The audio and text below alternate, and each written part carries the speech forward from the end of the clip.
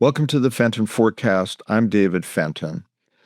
Before I talk about my incredible guest today, the Palestinian journalist, academic, and author, Rula Jebreal, I want to explain that I'm an American Jew.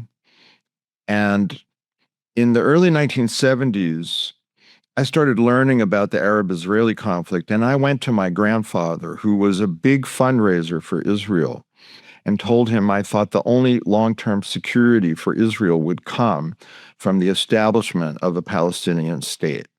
I later went on to play a big role in helping to start J Street, the Organization of American Jews that is for a two-state solution to this conflict. We still believe that a settlement and a demilitarized state with the Palestinians is the only long-term security for Israel. And clearly Israel and its current horrible right-wing government under Netanyahu is not acting that way. They're trying to sabotage this at every step. It is one of the great tragedies of our time, and it is personally heartbreaking, frankly, to see Israel violate, frankly, the best of Jewish values.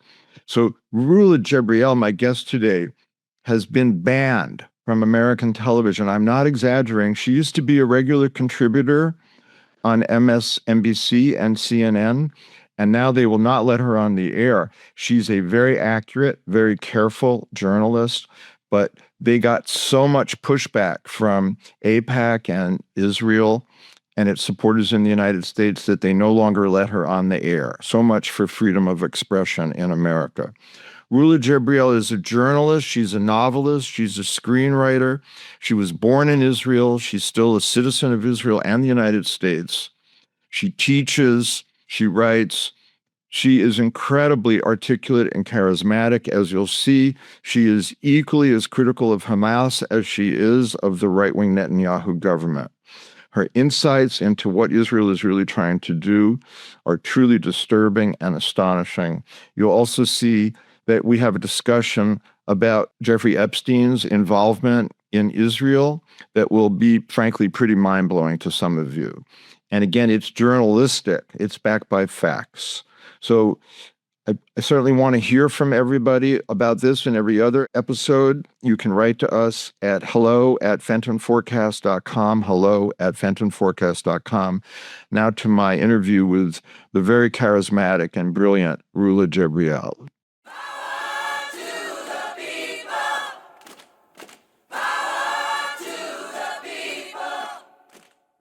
Rula Jebreal, welcome to the Fenton Forecast, and we're going to talk about the future and the history of the Middle East. And you have a unique perspective on this because you were born in Israel to Palestinian parents. Your mother died early, and you were raised in an Israeli orphanage, a Palestinian orphanage. That's right.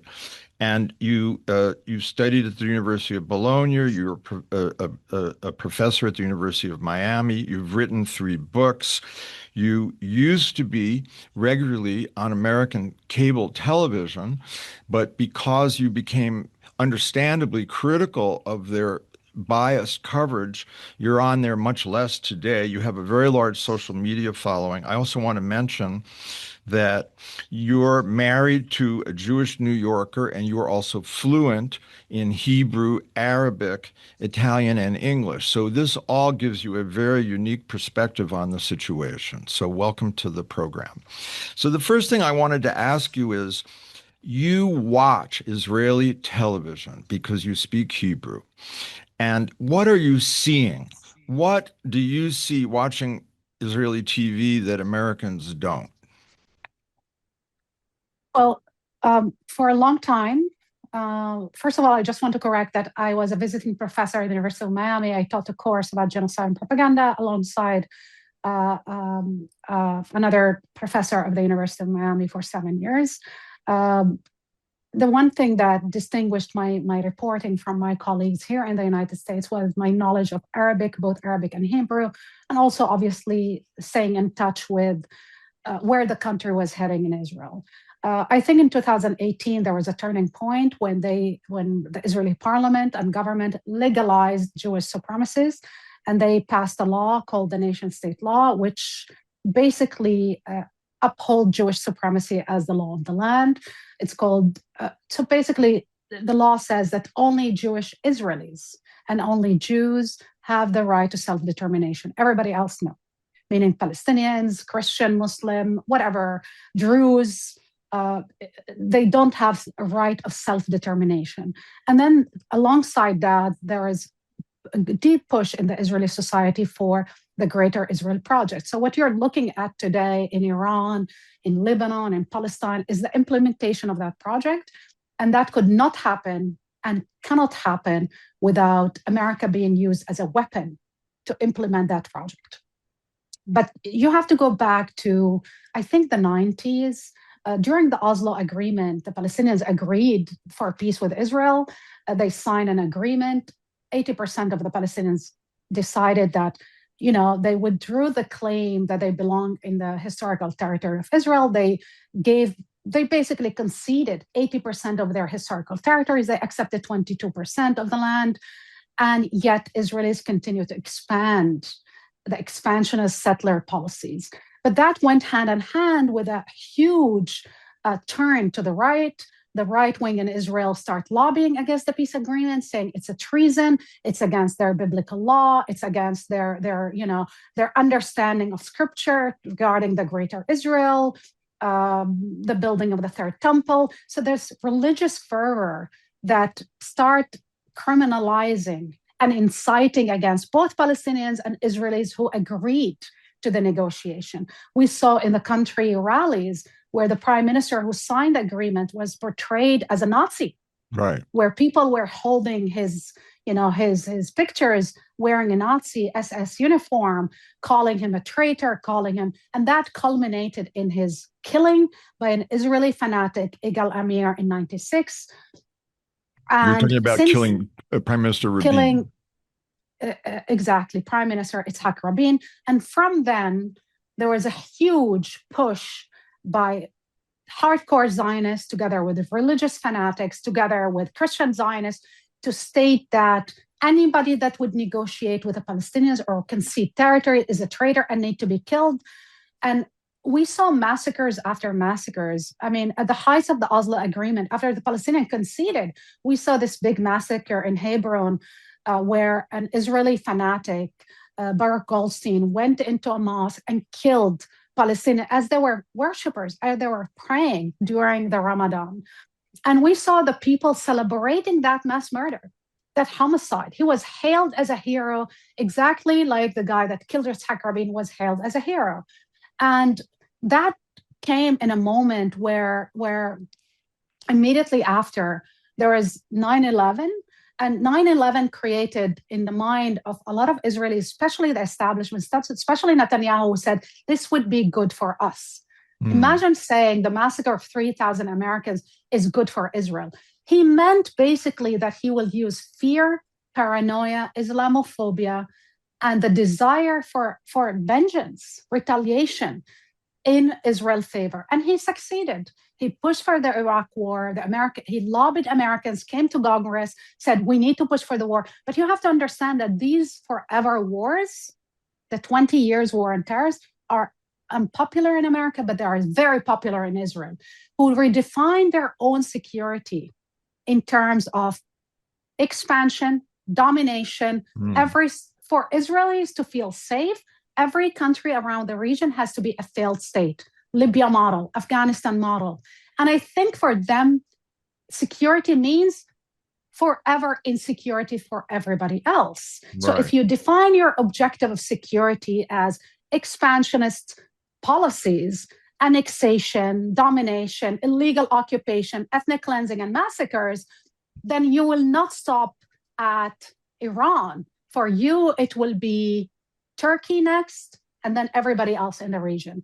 So to understand Israel today, you have to understand what happened with Yitzhak Rabin and the killing and the incitement, the campaign of incitement against Rabin. But also you have to go back even further and understand Kahanism, the Jewish rabbi, the terrorist, convicted terrorist, who endorsed Meir Kahane, who endorsed all the policies that we are seeing at play today in the Middle East, from the genocide, ethnic cleansing, illegal annexation, occupation, forever wars, state-sponsored terrorism of the settlers in the West Bank, but also expansionist policies and a strategy based on death and destruction forever.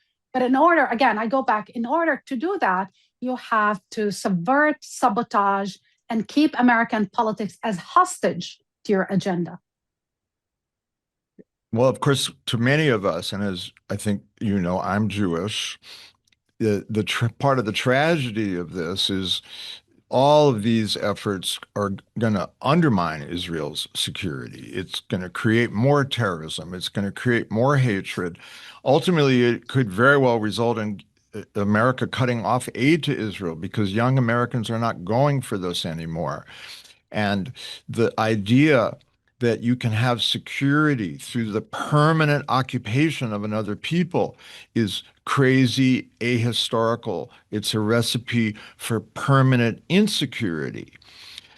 But why do you think the Israeli public supports this idea of this notion of greater Israel expansion, leveling Gaza to the ground, now doing it in Lebanon, doing much of it in Iran? Why do they support this? Why do they think it will lead them to security when many of us think it's going to do the opposite? I think you need to go back to the educational system and indoctrination in the educational system. I think there's a brilliant Israeli professor who wrote incredibly about it. Her name is Nurit Peled, who wrote that the only people that are viewed as human are the Israeli Jews, and everybody is subhuman animals. It's racism. It is racism, it's dehumanization, it's radicalization, but you need David, you and I know that every genocide doesn't start with a mass killing. It starts with defining your enemy as an existential threat, as a human animal that need to be exterminated for you to live. I mean, I was watching a video that I believe I sent it to you, an average Israeli woman, secular, normal, and when she was asked, what do we need to do? She said, atomic bomb in Iran, drop on them an atomic bomb. This is actually a very popular view. And then what do we do with the Arabs? 400 million people live in the region. She said, the best Arab is a dead Arab, kill them all. And when they're asking her about Palestinian Israeli citizen, her recipe was the same. So when you look at 30-year-long indoctrination and being told that every Arab is a potential terrorist, you can understand why the killing of 20,000 children in Gaza didn't affect them. They are not children in their eyes. They're subhuman animals. They're potential terrorists. You have politicians saying clearly on television that every dead child in Gaza is a terrorist that we killed because they will grow up to be terrorists, so better to exterminate them now. After the attack on a school in Iran that killed 175 schoolgirls in Iran, there was mass celebration in the Israeli media saying, great, more. We want more. We want more. I mean, if you watch on the Israeli television every night, as I do, you are struck by the genocidal rhetoric that is taking place in Israel now. The biggest scandal in Israel last week was not that Israel bombed, that America bombed basically a schoolgirls and killed tons and massacred tons of them, or that Israel bombed the desalination plants in Iran. You know, you're bombing civilian infrastructure or oil, gas, and fields. They don't care about global consequences, catastrophe for the world in terms of economy, the commerce. They don't care. The only scandal they were focused on, that a TV host, her name is Lucy Arish. She is Israeli. She served in the army. She's married to a Jewish man. She said the word inshallah on television. And for them, that was an outrage. They wanted to lynch the woman because the word inshallah is an Arabic word, which means God willing. God willing, right? God willing. Everybody used the word inshallah in the Middle East. It doesn't mean, it has no really religious reference. But for them, that was the biggest scandal. It tells you everything about how radicalized they are. This woman is as assimilated as it gets. She served in the army. She speaks Hebrew more fluently than she speaks Arabic. She's married to a Jewish Israeli who served in the IDF. And yet she cannot utter a word in Arabic without being depicted as a terrorist with a mob that wants to kill her. What does that tell you?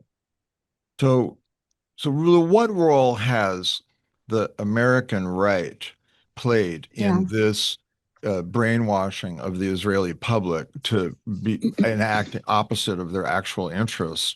Like Miriam Adelson, Sheldon Oh Adelson's God. wife, Yeah. the Adelsons bought the largest newspaper in And they Israel. bought a presidency. They bought a president. The Right. Adelson bought a presidency. They literally gave him $300 million Netanyahu. to buy. They gave Trump $300 million between the first election and this election, and they bought the presidency. Every decision that Trump is taking between the first term and this term is directly dictated by the Adelson. This is corruption as the highest level. Well, this is holding hostage an American presidency to do the bidding of a foreign country. Yeah. I mean, when Adelson came to the scene and started backing Netanyahu and they bought a newspaper, the first thing they did, they wanted to change the public opinion. They bought a newspaper called Israel Hayom. Right. And they gave the newspaper for free. It's a propaganda organ that is being delivered for free to Israeli citizens who read lies and propaganda and dehumanization and collective criminalization of everybody that dares to say, we want coexistence, we want peace, we want negotiations, we want a political settlement. The Adelson won this forever war. I mean, the only thing to explain why America's foreign policy has put Israel first and America first is this level of corruption. You mean America second? Sorry, America second, Israel first. Right. The only way to explain it is the flooding of millions of dollars, hundreds of millions of dollars in the pockets of politicians. That happens through the Adelson or AIPAC or any of those organizations. And they brag about it. They brag about buying American politics. And although it there are scares some good me, David. signs. AIPAC is starting to lose.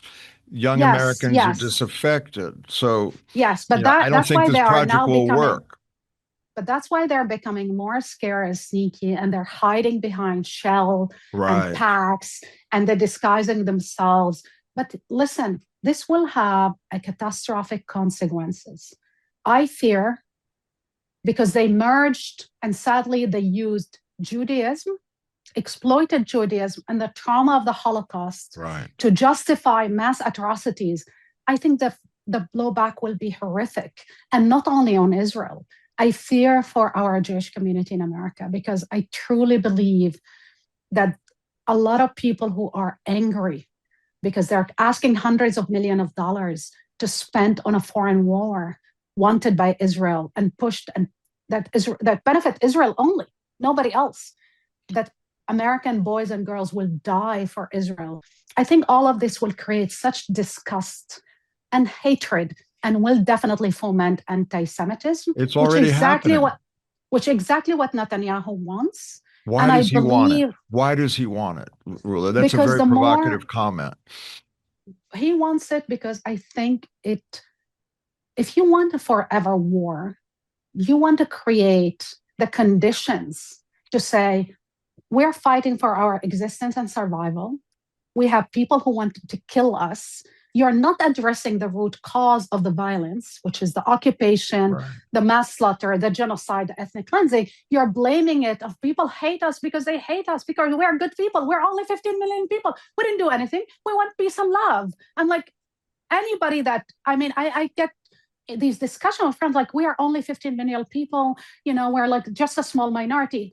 And I think what Naomi Klein beautifully, brilliantly said during the Passover a year ago, where she said, we need an exodus from Zionism because it's a death ideology. She didn't say that. I'm saying she's Jewish. And she's Jewish, Canadian American. Right. Zionism is a colonial, violent ideology. It's a racist, colonial, genocidal ideology. You need to have an exodus from that. You cannot call yourself Zionist without endorsing the genocidal policies taking place in Palestine, in Syria, and in Lebanon. And now they're weaponizing anti-Semitism to say that if you criticize this self-defeating, horrible expansionist policy of Israel that you're anti-Semitic. And you saw Yes. that when the campuses rebelled against the leveling of Gaza, which was the morally correct thing to do. Yes. But Rula, I want to ask you from the point of view of people listening to this. I know that you're also aware of the trauma that October 7th visited on the Israeli Yes. public. Yes. So, so Yes. tell us what role that is playing and how you feel about that. First of all, we need to understand that the people were surprised that it happened. I wasn't surprised. Um, you create so much pressure. Sooner or later, there will be a backlash. If you watch Israeli head of secret services in a beautiful documentary, by the way, called The Gatekeepers, where they talked about there's no military solution to the conflict. There's only a political solution. We need to Right. negotiate with the Palestinians. We need to give them dignity and hope and future. That's the only antidote to the violence. And I think the whole idea of the other side is you keep crushing them, you keep crushing them, you keep squeezing them, repressing them.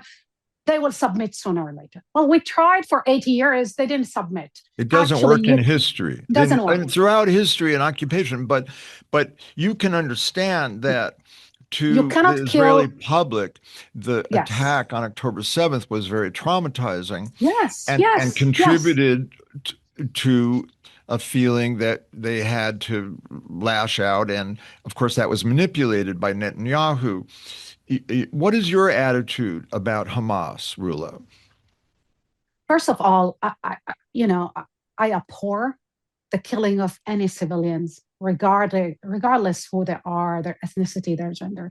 I think Hamas committed war crimes and needed to be held accountable for the war crimes they committed against Israeli civilians, many of whom, especially near the border, were actually pacifists. The killing of a civilian is, is an atrocity, whether you are Ukrainians, whether you're Afghani, or anybody that. And I think one of the reasons why there was a lot of a lot of people were horrified by those atrocities, by the mass killing. Uh,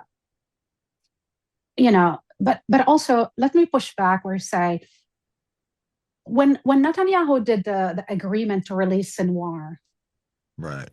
the head of Hamas, in 2011, I believe, he released Sinwar knowing that Sinwar never killed an Israeli in his life, but he killed a lot of Palestinians, Right. many Palestinians, because he thought they were collaborating with Israel. Right. So you're releasing a mass murderer, thinking, oh, he will be a good guy to dominate Gaza somehow.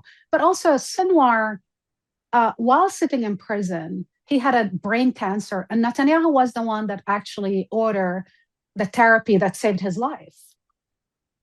Netanyahu was also the one that wanted to fund Hamas via Right. Qatar, and he endorsed that campaign. So I That's well blame established, right? the catastrophe that happened on October 7, both on Hamas, but also on Hamas backers inside Sure. Israel, who thought they could use Hamas to prevent a political solution, to say, well, we have this terrorist organization. We cannot negotiate because Palestinians have these terrorist people around them. I mean, you empowered and financed and released those groups, and then you are surprised that at a certain point they attacked you. I mean, it's remind me of the Mujahideen in Afghanistan when they were financed by the Americans to fight the Soviets. And when they ended up fighting the Soviets, they turned their back and they start fighting the Americans. Right. Every time you empower these extremists, you cannot control the outcome. Sure, of course. It has, I mean, that's why That's how we got bin Laden. That's why you need an investigation that Netanyahu doesn't want into what happened exactly on October 7th and before. Right. Why were the report ignored by the Israeli military and intelligence establishment? Right, they had the plans.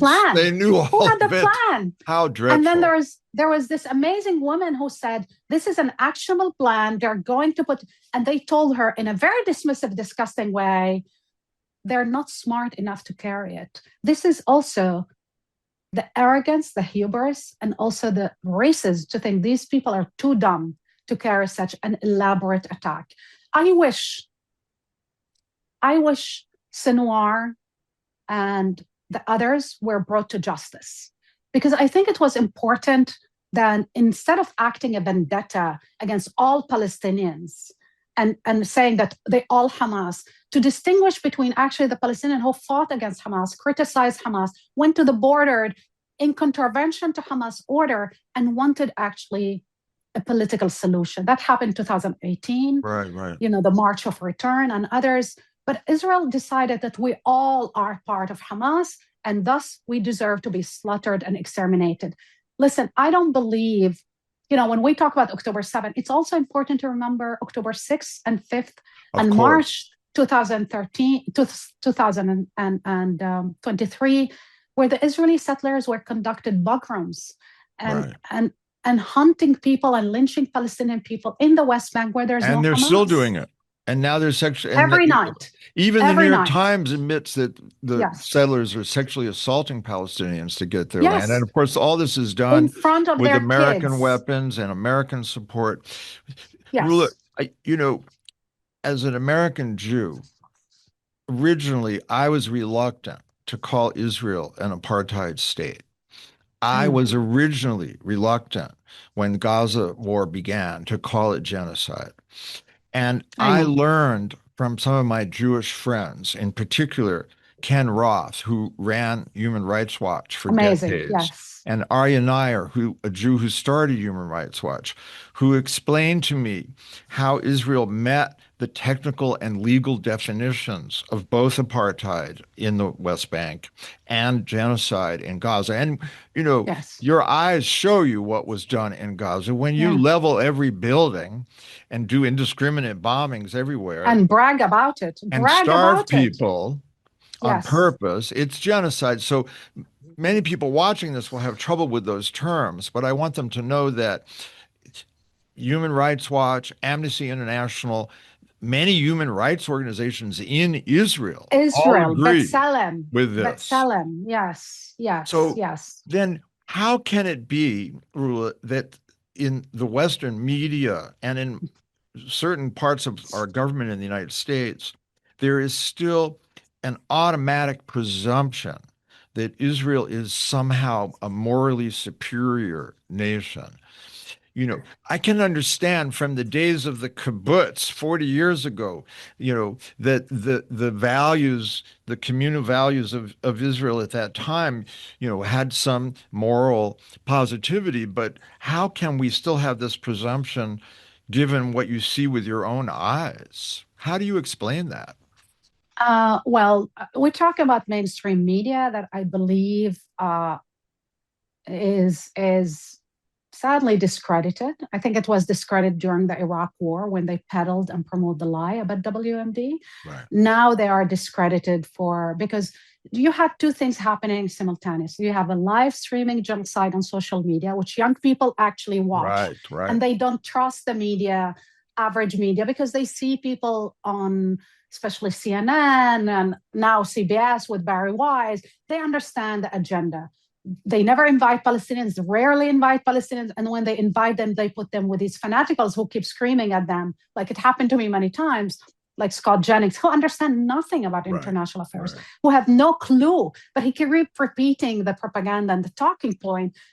I don't know if he's paid or CNN pays him a lot of money, but I think he wants the power to be connected to those powerful lobbyists and powerful pro-Israeli groups that keep saying, despite everything, despite controlling, literally, not controlling, but dominating the narrative in mainstream media, they keep saying, why the world is not listening to us? Why we're losing their narrative? I mean, I don't know if you saw the last poll where Americans, youth, like very have supportive turned away Palestinians. from Israel, understandably. Totally.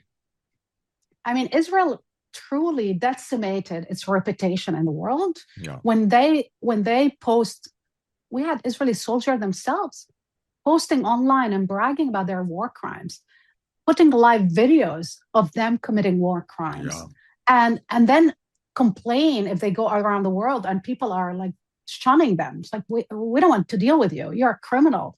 But I think there's a difference between what we're seeing in America, especially regarding Israel, is state media. It's not really independent journalism. The fact that Netanyahu wouldn't allow independent international journalists into Gaza, and they still won't. Still want, but also they still repeat the Israeli talking point after it's been proven over and over again they're lying.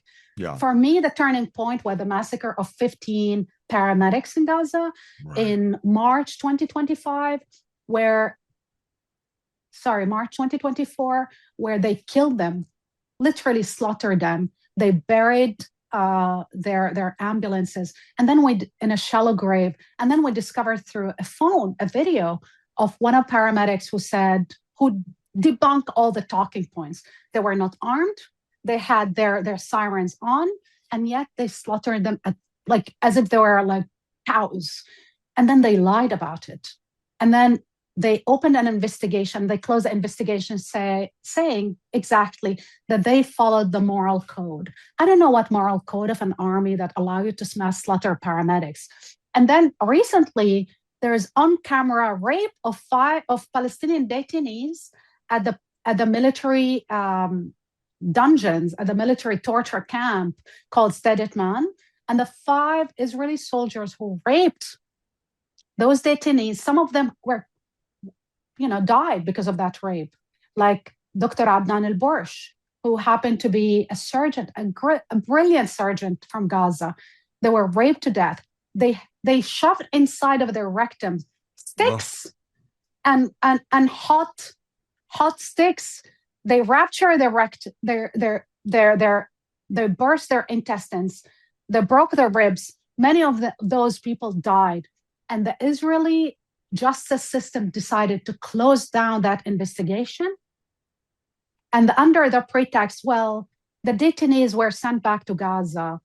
That was a decision that Israel took. So we don't have the witnesses, so we cannot go ahead. When they had the video, they had a video of the rape. So what kind of moral army that allow the rape of people, that allow the mass murders of medics and children? And then it's like, that means that there's no justice in Israel. Not only that, that means that rape is a legitimate weapon, that mass murder and homicide is a legitimate weapon. That means that army is acting like, I'm sorry to use this word, but acting like a unit in a Nazi, army. Yeah, it breaks my heart to say this, but it is, people need to, Orwell always said, the party is going to ask you not to believe your eyes and ears.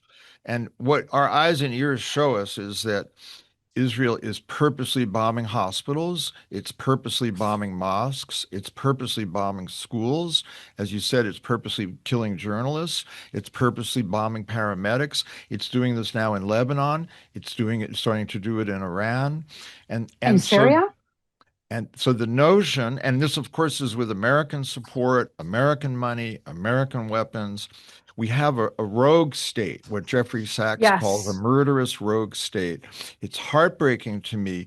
I was raised on a very different vision of Israel. And as I think you know, I helped start J Street, the Organization of American Jews that supports a two-state solution and has long said that Israel needs to stop the occupation because it will endanger the security of Israel. So, but also it's illegal. It's illegal. Of course. It's criminal. Well, that's why with Trump, the law doesn't matter anymore.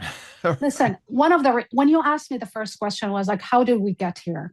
We got here because there was an Iron Dome in the media against criticizing Israel. Well, that's a great I blame also not only the political Iron Dome that was given to Israel politically, diplomatically, financially, and military by the government. I blame the US media.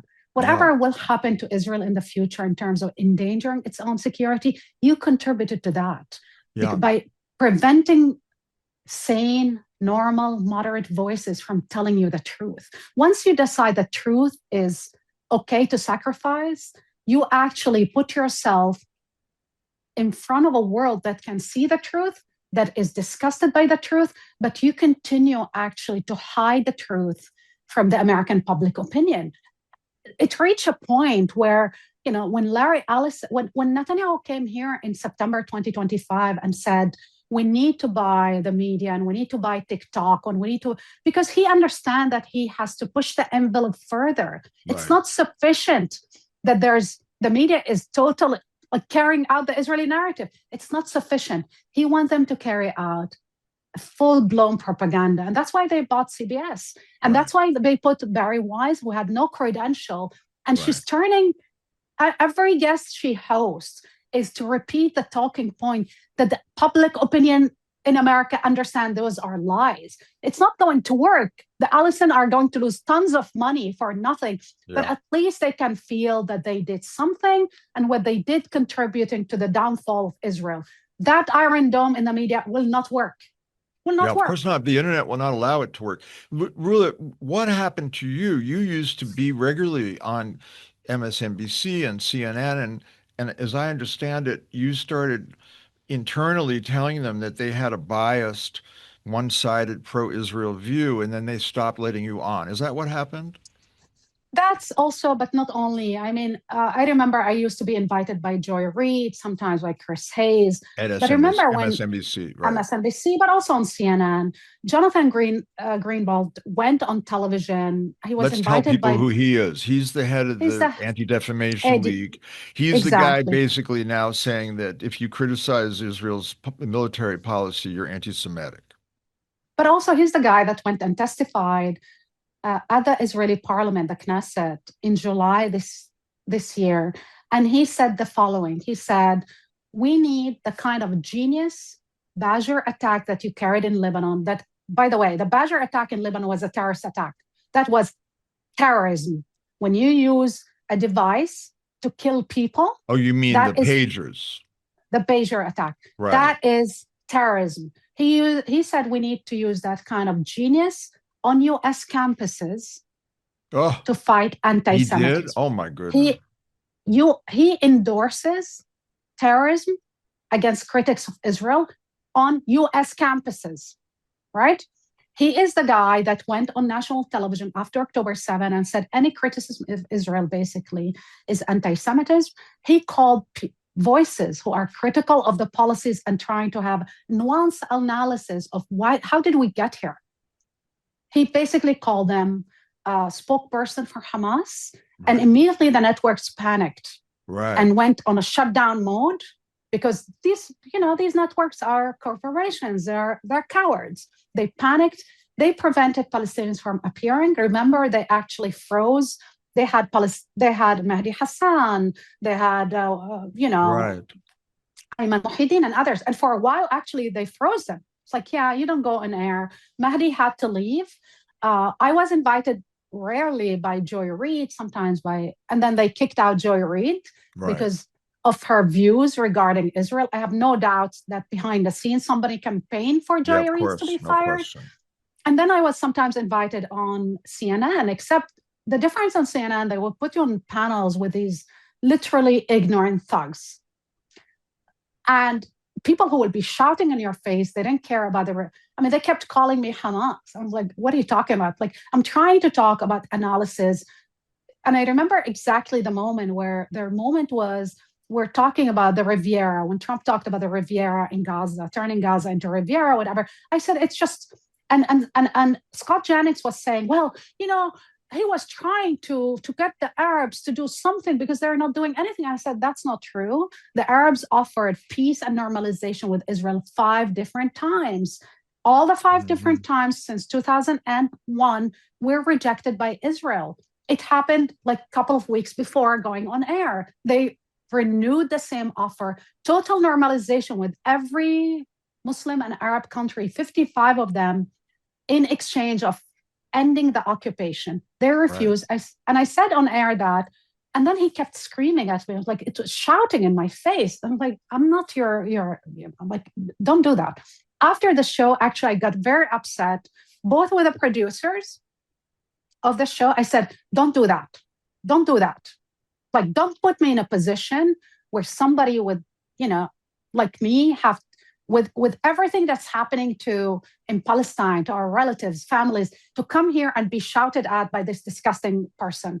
Don't do that. So I really was very hard on them. They never invited me back again.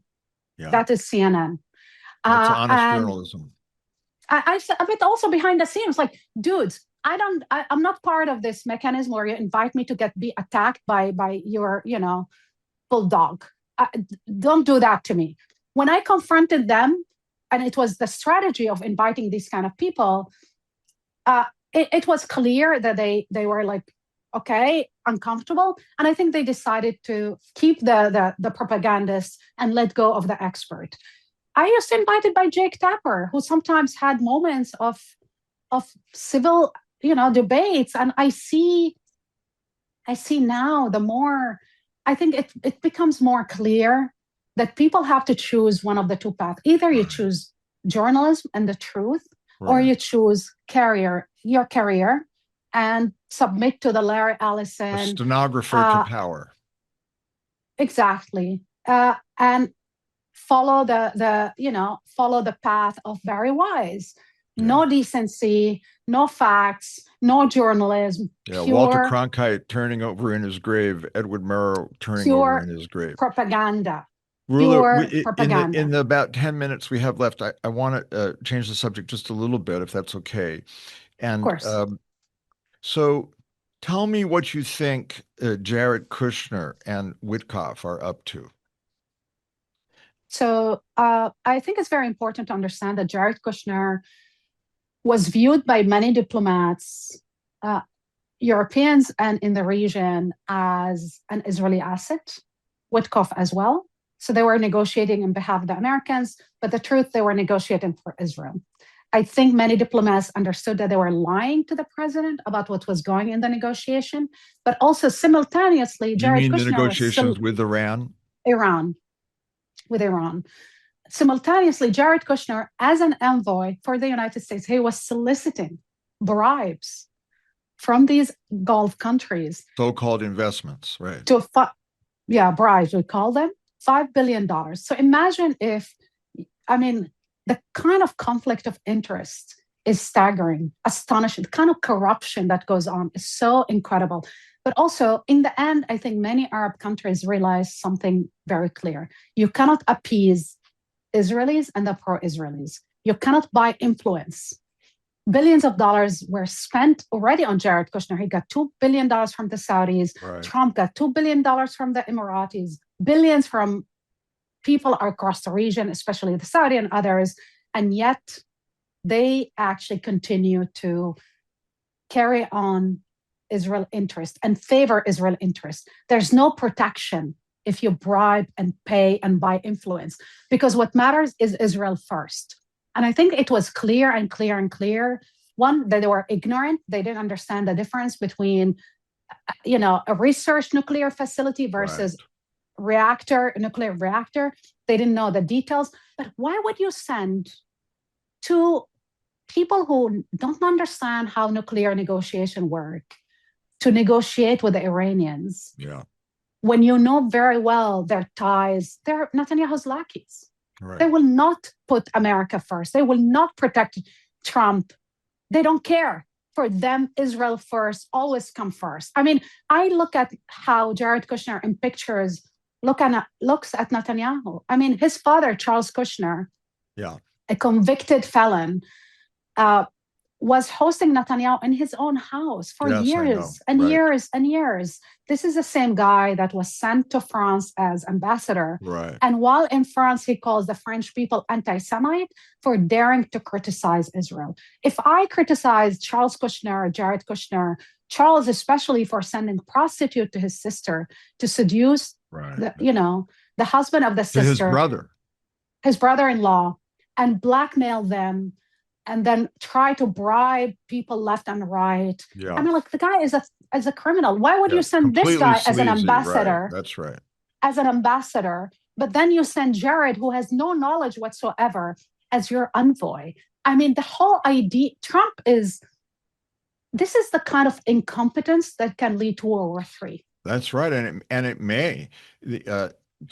So let's talk about another question. Everybody wonders, why does Israel get to control American foreign policy for so many decades? And this brings us to the topic of Jeffrey Epstein. And you've talked about this. and you're a journalist, and you're careful about what you talk about. So, what is your view currently about the relationship between Epstein and Israel? I think Epstein himself was bragging to many people that he was a Mossad agent. I don't know if he was a Mossad agent, but he was a Mossad asset. I think one of the reasons why we don't have all the information and all the files out, it's to protect that kind of relationship. Why would Israel put the cameras in his house and be in charge of the surveillance system in Epstein house after he was convicted of, That was an you know, Israeli after company that did that. not company, the UN mission, the Israeli UN mission in New York is actually the entity that was in charge of the surveillance camera system in Epstein townhouse in New York. I didn't know It that. That's been verified? That's been actually documented and came out as a fact. The Israel UN mission for years installed and was in charge of the surveillance system in Epstein house. Why would you do that? Because the It's a justification was blackmail that, operation. Epstein was a weapon of mass extortion.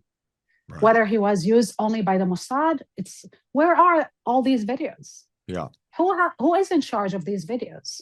What is on these videos? I mean, it's interesting that Virginia Giuffre, Epstein victim, she actually said in her book that she saw all these cameras. There was an entire room full of cameras. And in his island, there were 23 cameras, one in every bedroom. And full of people who were recording everything that happens, including cameras in the bathrooms. Right. So again and again and again, Epstein connection to the Mossad through Ehud Barak, who's the father of the surveillance state. And Ehud that's Barak, the former Israeli prime minister for people prime who minister don't and know. defense Right. minister, That's but right. also the guy that launched the surveillance companies and states, whether Pegasus, Paragon, and he's involved. He was a also frequent with visitor to Epstein. And also he raped Virginia Giuffre and tortured her. Is that in her book? That is in her book. And he tried to choke her. He raped her on multiple occasions, 3 different occasions, both in New York, in the island. I believe in New York, in the island, and in another place, in a plane. That's what she wrote in her book. Epstein was trafficking these young girls. I mean, Lutnick himself said that it was a blackmail operation. Everybody knew. Howard Lutnick? That was Howard Lutnick, right? The Secretary of Commerce for Trump. Well, we know that the Secretary of Labor, the guy that became Secretary of Labor, who was a prosecutor in Florida, when he was asked why he didn't prosecute Epstein, he said because intelligence agencies were involved. He said that publicly. Exactly. He said that he justified the sweetheart deal he gave Epstein because he gave him a sweetheart deal, and then disguised it and then hid it, kept it secret from the victims, from everybody else. And guess what? He said it. Epstein himself was bragging about it. The surveillance cameras that belong to Israel, the connection with the Israeli former prime minister and former defense minister, but also the relationship with Robert Maxwell, who also was an Israeli asset. He's the one that's well documented. That's Ghislaine Maxwell's father. Died under very mysterious circumstances while working for Israel. Absolutely. But also for me, who would benefit from an operation like this? Well, Putin could benefit from it. Putin wouldn't use a guy that was bragging about Jewish supremacist views and his relationship with Israel. Putin is not dumb. Putin is many things. He's a criminal, but he's not dumb. But I think also here, if you listen to his voice messages where he talks with Ehud Barak about the kind of, I mean, there is also something very deeply racist and supremacist. One of the girls said that she brought a Black girl one day for Epstein to meet. And he said, oh, I don't want to meet Black people. It's like, no, send her out. He liked blondes, whatever. And with Ehud Barak, there's this leaked conversation where they talk about women from Russia to improve the DNA of the Israelis. They should immigrate to Israel because they can improve the DNA, because that's the quality, the genes quality Oh that they God. want. This is a supremacist, disgusting view. Yeah, But also sure. the way he and Ghislaine talked about Jewish intelligentsia that is higher and above. I Oh, mean, Ghislaine was talking to the girls, said to the girls, you're not Jews, so you're not going to be ever accepted in certain circles and clubs. We're not going to serve you food in certain areas. I mean, that kind of the kind of racist, yeah, no, it's very supremacist. racist. Absolutely. It's incredible. Do you Uh, think that that their hold on Trump could be related to Trump's involvement in Epstein? I think this is the most important question of this conversation, Right, and probably we will not know for a long time. right. I would not exclude that theory. I think that theory is grounded in facts and truth, but also there's one thing that was released in an Israeli newspaper. It's called The Time of Israel. And there's this article that really shook me to my core, where the journalist was bragging, saying every time Trump tried to distance himself from our policies, we remind him of the Epstein file. I read that article. I was like, wait 1 second. Netanyahu visited the White House 7 different times in Right. 1 year. Netanyahu, and I believe if I listen to people surrounding Trump, Trump really didn't want this war, campaigned against this war. He wanted an operation like the June last year, where he said, we decimated the nuclear weapons, we're fine. But then the Epstein files start emerging.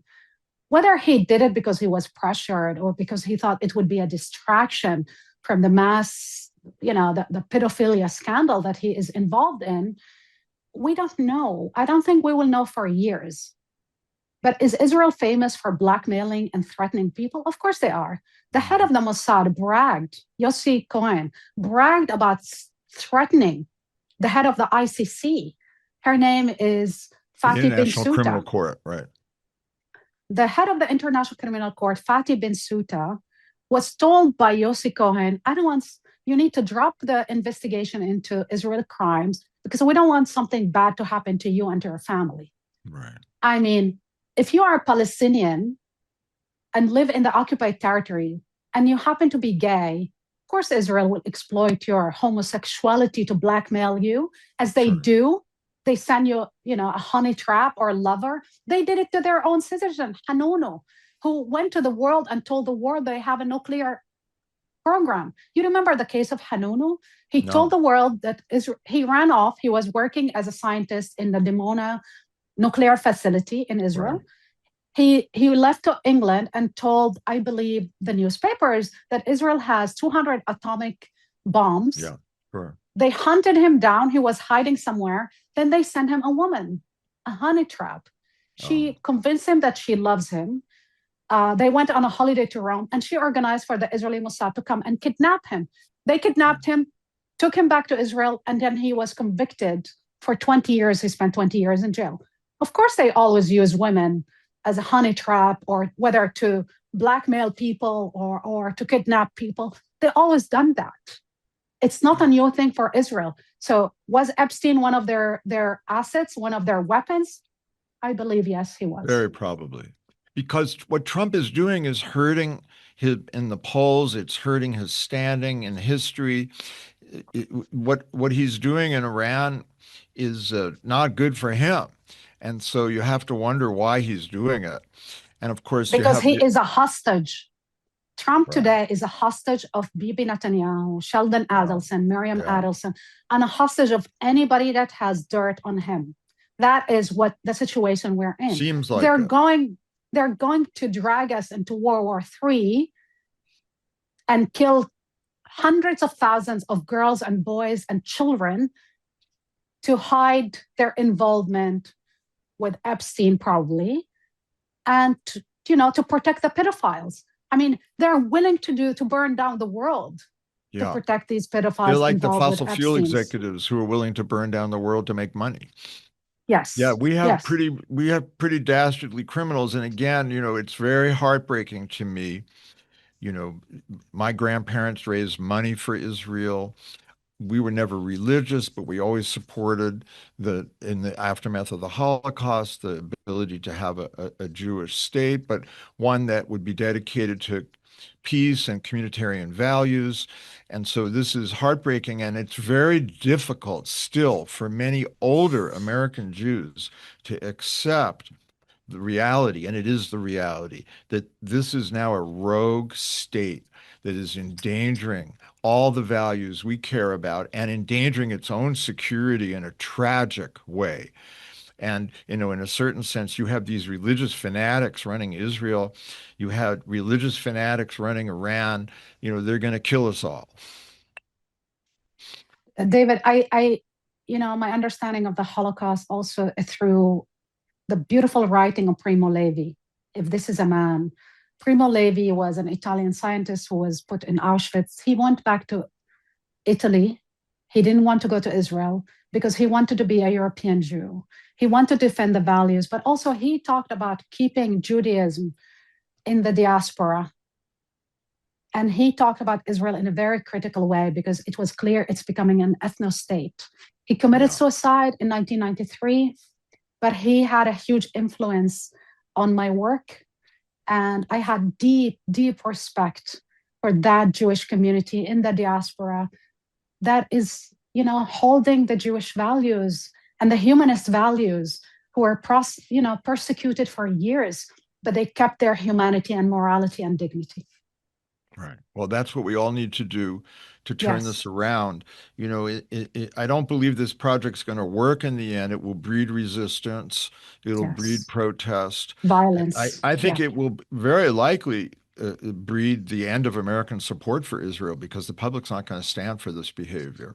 So in that sense, I think it should end this support for this Netanyahu's government and his criminal ministers, because the only way they can change is if you put pressure on them. There's no other change that comes from the inside. This have to be an outside pressure. Yeah, without a doubt. Well, Rula, thanks for spending time with us. I know this is very heartbreaking to all of us. And I know that, emotionally, it's so difficult for you to see this happen to the people that you love. And it's so difficult for all of us. And it is just a tragedy for the world. And, let's push to get to a better place. So thank you very much for being with us, and goodbye.